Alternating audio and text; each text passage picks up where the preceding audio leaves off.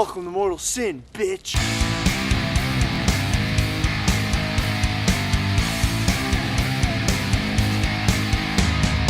Sorry, didn't see you there. I was too busy slashing the limbs off of every woman, animal, and child in my sight. Mortal Sin is hands down one of the coolest games I've played in this past year, and I'm so thankful that I stumbled across it in the Steam library. You're thrusted into this serene universe that plays this calm, whimsical music as you can take your own pace learning the rules of this new world. The game at first looks kinda ugly. It's oversaturated, it's grainy, there's color lines on it, but within that sort of uncanny, weird, and almost ugly look, there's purpose for the gameplay. I'm a simple man. I like games that don't have a super steep learning curve and games that don't bombard me with thousands of tutorials in the first couple hours of the game, so I don't even get to play the goddamn thing. And Mortal Sin does none of that, thankfully. Garcio! Can't you see I'm doing a video here, you motherfucker? Planes these days.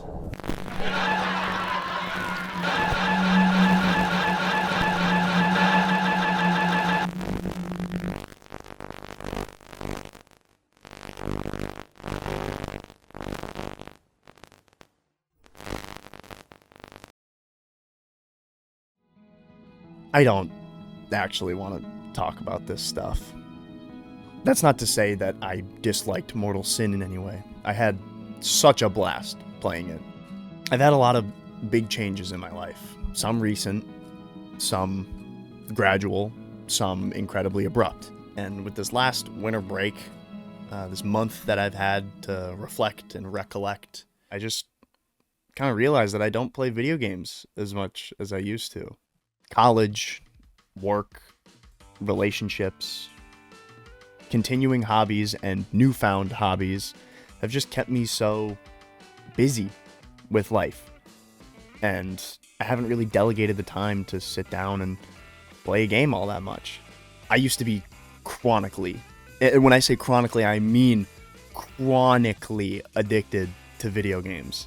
The worst thing my parents ever did, well, I shouldn't say that. The best and worst thing my parents ever did was buy me a DS for Christmas. Because I was never off of that fucking thing. It was the easiest way for me to escape into a different world, into a different character, and my only worry, at worst, was grinding a titan of a job in GTA Online over again, so I can just buy a Zentorno.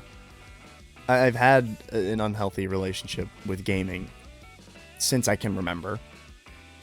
And honestly, that extends to digital technology as well. I mean, I haven't gone the last decade without turning on YouTube while I eat my meals.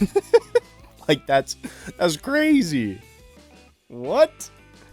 I vividly remember watching Sky Does Minecraft, Captain Sparkles, and Bayesian Canadian. I liked Minecraft, if you couldn't tell. I really liked Minecraft when I was a kid. I would be eating my microwave pancakes, and I'd be watching their videos on my Nook. Remember that thing? Like the Nook, the thing that was meant for e-reading, to read books on? Yeah, I just watched, it was my YouTube machine. That's all I used it for. Coming home after school when I was 13 to 15, when around the time Destiny came out, I remember playing that game 4 hours a day, every night. And if it was a weekend, you bet your white ass I would be playing that game for at least 8 hours a day. Unless I was dragged to some event or, God forbid, spend time with my family. It was bad. That's not to say that the memories that I made aren't things that I'll cherish for the rest of my life. I've had some of my best memories playing video games with my friends. I'm so thankful to be in the generation that had the ability to go over to a friend's house and play Nerf Wars for like 3 hours. And once we're done with our shirts off outside, drenched in sweat, slamming bug juice and cookies that his mom made, we look at each other and we go, "You want to play Call of Duty tonight?" Fuck yeah! Fuck yeah, I do! Like, that was awesome. That was so fun. And I will never discredit that time I had in my life. That's not what I'm trying to say. Video games allowed me to have friends when I had nobody else. Life was the easiest when I was playing a video game, and nothing could ever take away from those sacred hours that I had. I mean, there was a really long point in my life where I couldn't imagine myself living without daily gaming.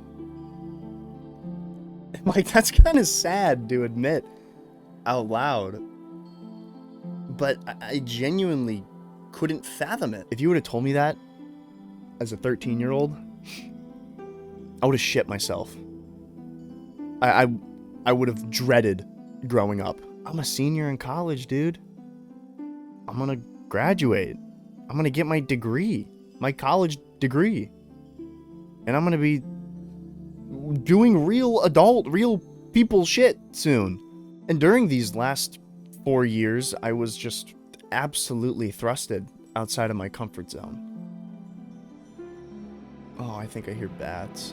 Some of them being through my own volition, purposely getting myself out of my comfort zone and pushing myself to do things that make me uncomfortable. But a lot of them were not expected or warranted. They just happened. And they hit me like a flash grenade. And I didn't know how to navigate them. I couldn't fall back to video games. I think what I'm trying to say is that the more I strayed further from video games, and not being able to utilize them as a crutch, I became more confident in myself. And with that growing confidence, I didn't feel the need to rely on gaming anymore to fill that obsessive void that I felt since I was a kid. And I'm not trying to say that, like, oh, everybody who plays video games like I did as a kid has some, like, shit they need to unpack and, like, go to therapy so they can grow up and never have fun again. That's... I just want to reiterate that I'm not saying that with this. I still love video games. And video games are something that I will continue to love for the rest of my life. My relationship with them has just changed. It's changed. I no longer feel like they're a necessity. I don't hang on to them as this false pretense of a constant good in my life. I don't rely on them to regulate my emotions. I don't use them to fill any kind of void. I used to listen to music, have a YouTube video play on my phone next to me while I'm playing, like, this super deep, enriching game like Red Dead Redemption 2. Like, 16-year-old Michael was a fucking idiot. That game is gorgeous. Just all around. And I just never took the time to appreciate it for what it was.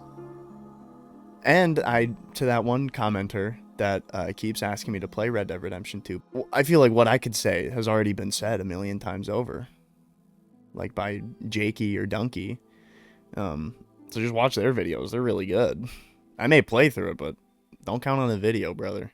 So this video wasn't really about Mortal Sin.